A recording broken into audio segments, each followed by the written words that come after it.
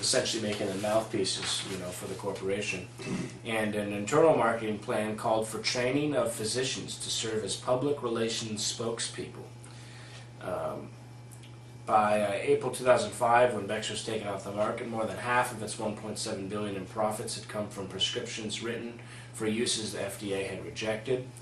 And essentially they wouldn't bring any charges against Pfizer, even though they had committed massive fraud and gone against the law here.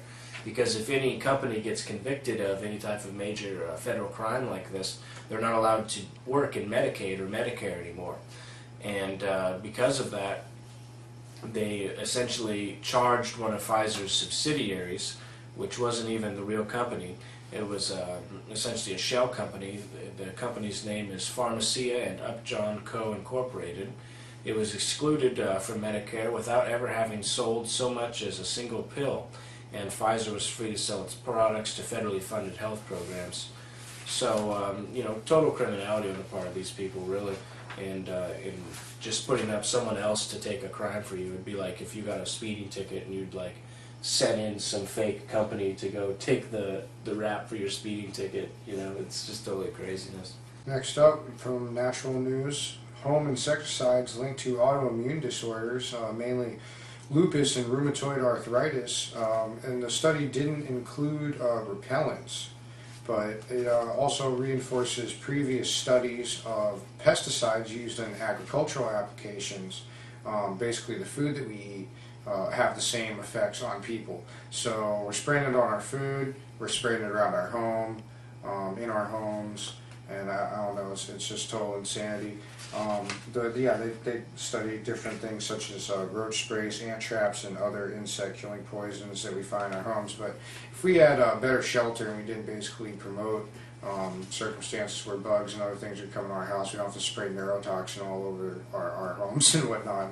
From USA Today, bees in more trouble than ever after bad winter. Bees have obviously been having problems for decades now, and populations have been dwindling. But a new study published Friday in the scientific journal Public Library of Science found that 3 out of 5 of the pollen and wax samples, which were taken from 23 different states, all had a systemic pesticide in it, which is a specific type of pesticide which is designed to spread throughout all parts of the plant. They were also infested with over 121 different types of pesticides in total that were found amongst these bee samples. So many people are attributing that to the loss of bee populations. Yeah, I think there's been a study before pretty much said that they amount to a neurotoxin of sorts for the bees, these pesticides and other fungicides, herbicides. Yeah, they said the levels of the individual pesticides isn't what the concern is, but it's the combination of all of them that's the worry. Yeah, the toxicity sometimes increases when you mix two things together. Next we have the Justice Department's to probe Monsanto's monopoly. Apparently 4 companies, 80% of all beef is controlled within 4 companies, and Monsanto has unprecedented control over corn, holding 80% of the market with their Roundup Ready crops, and the soybean market as well, about 93% Roundup Ready genes. And if you could watch The World According to Monsanto, I believe, is available online. It pretty much goes into the lunacy of Monsanto. And an Iowa farmer, Ken Fawcett, said at a forum, "What farmers need is opportunity that needs to be free of the corporations that control so much of the industry. Corporations decide too much." From naturalnews.com, our next article, Organic Cheaters Exposed by Public Protest at a Health Products Trade Show. This is, of course, the Expo West Natural Products. It's the expo in Anaheim, California, where they exhibit all kinds of natural and organic products for people to have. And these people went out there to show the different companies that basically are shams. They're not really organic. They don't actually qualify as organic, but they label it on their labels like that and essentially trick people into buying their products. Yeah, pretty much organic is like a government word, and generally have food that's toxified and made out of genetically modified stuff and poisonous things it's been treated with and whatnot, and irradiated so it destroys like all the nutrients in it and the way it's grown so bad. I mean, it's so bad. Then you have to try and get food that's labeled what should be normal food, stuff that's clean and it's grown with care and without all this toxic crap. But anyways, moving on to the Canada Free Press, we have healthcare mandates to be enforced by IRS bounty hunters. Online you can look up 31 questions and answers about the IRS, and you'll find actually that it seems like the IRS maybe somehow like based in Puerto Rico or something, and great documentary also on the IRS is from Freedom of Fascism. But anyways, the story starts off with a great quote here. Of all tyrannies, a tyranny sincerely exercised for the good of its victims may be the most oppressive. It would be better to live under robber barons than under omnipotent moral busybodies. The robber baron's cruelty may sometimes sleep, his cupidity may at some point be satiated, but those who torment us for our own good will torment us without end, for they do so with the approval of their own conscience. And that's from C.S. Lewis. But it's about the IRS largest expansion since it was enacted as withholding taxes in World War II. In some time, basically these thugs are going to get 25 cents per dollar of what they collect and a $100 bonus for each account. So basically IRS employees cost only 3%. Article says that when most people think of healthcare reform, they think of more doctor's exams, not more IRS exams, said Congressman Kevin Brady, top House Republican on Joint Economic Committee. Scores of new federal mandates and 15 different tax increases totaling $400 billion are imposed under a Democratic House bill. And basically there's been a 560% increase in complaints about debt collection in this country. And now we're going to have IRS bounty hunters coming after us, getting them 25% cut. Who knows if they're going to hire Blackwater's new company, Z, or some other wonderful thugs come after you. From ABC News, switching over to some financial news, SEC and pornography workers spent hours on porn sites instead of stopping fraud. An investigation found 31 serious offenders over the past 2.5 years. 17 of the offenders were senior SEC officers. And essentially these people would spend up to 8 hours a day filling their whole computers, filling boxes in their office full of DVDs, and you know, just craziness on the part of these people. And the article even states here, this is great, this quote, ironically, the report says most of these cases began in 2008, just as the financial system began to collapse. The same SEC officers who should have been safeguarding the economy were instead spending their working hours surfing the internet for pornography, and the problem hasn't stopped. Well, sounds like it's synergizes in an evil, sinister way with what they've been doing, and basically what they're doing to us is pornographic almost, how they're basically raping our economy. Moving on to Infowars.com, CNN touts civilian service corps as a way of shedding student debt. This is about how pretty much the student loans that people end up being stuck with after getting their brainwashed education controlled by tax-exempt elite foundations, carrying out this gnarly roundtable agenda. I mean, the entire student loan market's pretty much been dominated by Sallie Mae, and these fraudulent Federal Reserve notes, fiat currency. It's based on nothing. It has interest, so it comes with debt, and it's just totally insane, this whole process. But yeah, apparently there's a petty $2 million settlement with Sallie Mae during a scandal that basically they were getting hookups from different educational institutions to be preferred lenders, and it was an $85 billion industry at the time. So $2 million settlement, that's nothing. If you have $1 billion, industry, you could probably deal with a $2 million hit.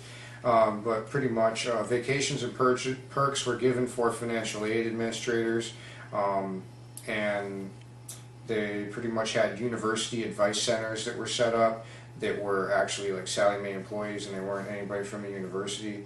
And so this whole thing pretty much indoctrinates, I would say, the system of debt to get an education and trying to better yourself and have a productive and happy life.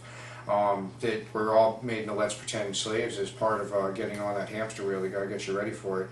And yeah, they even had J.P. Morgan Chase wine and dining student loan officials and stuff. So it's absolute ridiculous the way that they work behind closed doors and get you enslaved into debt. And I mean, also with all the high tuition when we're not able to fund our education even too. It's just filling these guys' pockets even more. Subsidize our tax dollars too. The main issue is they want you to work for 10 years after you get out of college for the government, Yep. and then they'll get rid of your loans for you. From Forbes.com, Forbes magazine, what the top U.S. companies pay in taxes. This is an article discussing basically that some of the world's biggest and most profitable corporations enjoy a far lower tax rate than you do. That is, if they pay taxes at all, the article says. General Electric generated $10.3 billion in pre-tax income, but ended up owing nothing to the government. In fact, they had a tax increase of $1.1 billion, it says. And Exxon as well tries to limit the tax paying with the help of 20 wholly owned subsidiaries domiciled in the Bahamas, Bermuda, and the Cayman Islands. They legally sheltered the cash flow from operations in the likes of Angola, Azerbaijan, and Abu Dhabi.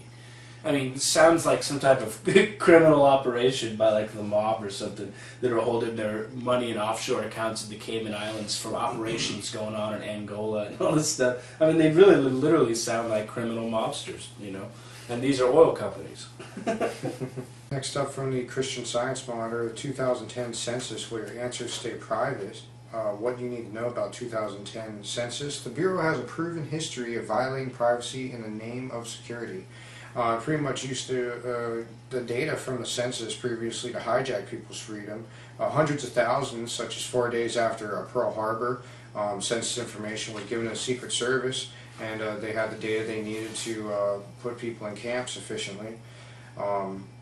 A government basically currently that is ignoring laws on torture and wiretapping essentially shouldn't know more than the number of people that live in your household. It's all you're constitutionally obliged to provide them, and it's also, you know, it says in the Constitution in Article 1, Section 2, enumeration, which means a count, a number. It doesn't mean what's your ancestry and who lives here, and what do you do, and how much money do you make, and whatnot, or GPSing your doorstep, which they've also done as well. So to only give them a number. Yeah, more on the census from the New York Times. Panel says census move on Arab Americans recalls World War II internments. And the invocation of the War Powers Act by the President, I am declaring a state of martial law in this city. We intend to seal off this borough, and we intend to squeeze it. It's wrong! You question my command, is that clear? I'm not under your command, General. Take a look around, tell me if you really think that's true. Her name is Karen Narasaki. She says, once you lose the trust of the public, it's hard to get it back. She's a member of the committee who said her parents and grandparents were sent to internment camps during World War II, which, of course, the information for that came from the census. So they definitely don't have a good record as far as trying to keep people on their side. Next up from the SeattlePI.com, we have local security expert investigates police practices. Apparently a drunken foam golf ball game on the streets led to a passerby, an innocent person taking a foam ball to the face. He was heckled apparently by the person that hit the ball, and then the police were called to show up, and then this guy, Eric Rachner, who looks nothing like the guy that's reported to be responsible, gets arrested for refusing to provide ID. And it ends up a total of 20 to 30 people were detained by 4 officers on the streets over a period of an hour. And Rachner was charged with obstructing a public officer, a regular abuse, as studies have revealed, it says in the story as well.